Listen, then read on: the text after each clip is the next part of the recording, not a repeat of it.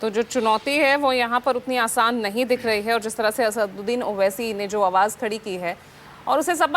जो इंडिया गठबंधन है यानी कांग्रेस और सपा अशोक, वही दो धड़ों में बढ़ता बढ़ता दिख रहा है। पहले ही जो फासला है वो 38 और 43% का, अगर इंडिया एनडीए गठबंधन की बात करें, और ऊपर से यहाँ पर कांग्रेस इमरान मसूद का जो बयान आया कि 170 सीट पर तो हम मजबूत स्थिति पर हैं, वो भी आंखें तरेर रहे हैं। इधर ओवैसी को लेकर वो बढ़ते नजर आ रहे हैं।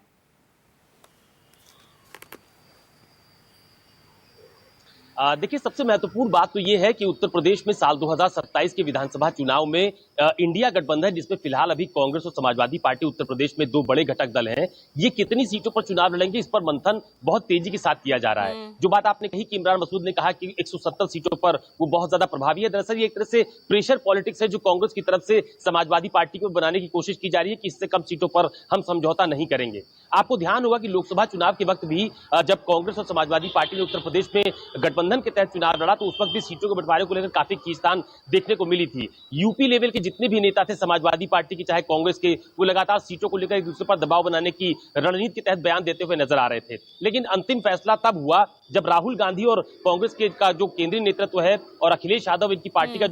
जो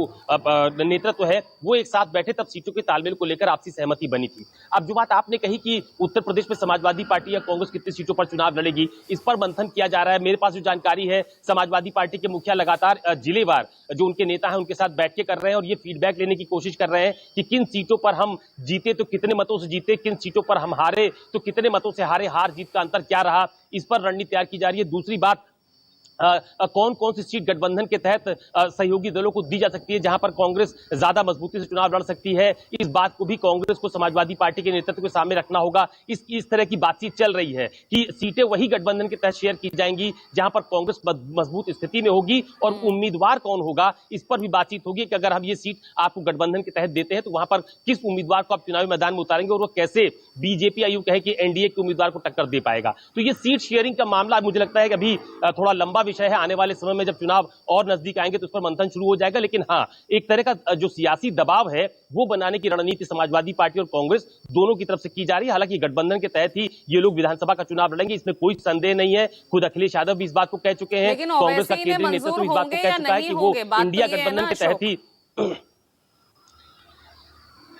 अब बिल्कुल सही बात है। अब दूसरा प्रमुख जो बिंदु आपने कहा कि ओवैसी की भूमिका उत्तर प्रदेश में क्या होगी या नहीं होगी। देखिए, दरअसल उत्तर प्रदेश में ओवैसी पहली बार विधानसभा का चुनाव लड़ने नहीं जा रहे हैं। इसके पहले भी वो यूपी में जो मुस्लिम बाहुल इलाके हैं वहां पर विधानसभा का चुनाव लड़े थे, लेकिन बहुत ज्यादा उनको जो मत है वहां पर हासिल नहीं हुए थे। हालांकि इसका एक दूसरा पहलू भी है कि जब उत्तर प्रदेश में पंचायत के चुनाव हुए थे तो कई सारे मुस्लिम बाहुल इलाकों में ओवैसी की पार्टी के पंचायत के चुनाव में उम्मीदवार जीतकर आए थे। उसके बाद अभी जो देश के कुछ राज्यों के चुनाव हुए वहां पर भी अपने वोट परसेंटेज को लेकर ओवैसी बहुत ज्यादा उत्साहित है। पार्टी के लोग विस्तार की कवायद में जुटे हुए हैं कि उत्तर प्रदेश एक ऐसी जगह है जो राजनीति के लिए एक बड़ी प्रयोगशाला है। अगर इस पे ठीक से काम किया जाए तो शायद यहां पर ओवैसी की पार्टी अपनी जमीनी उनका जो स्तर है उसको मजबूत कर सकते हैं। लेकिन बार बार इस बात को मैं कहता हूं कि ओवैसी उत्तर प्रदेश में विधानसभा का चुनाव अकेले नहीं लड़ना चाहते हैं। वो भी एक तरह का सियासी दबाव अपने बयानों के माध्यम से बनाते हैं और बार बार ये मैसेज देने की कोशिश करते हैं जो बीजेपी के खिलाफ जो विपक्षी दल है उनको, कि अगर उनको सम्मानजनक तरीके से उनसे बातचीत होगी तो बीजेपी को हराने के लिए वो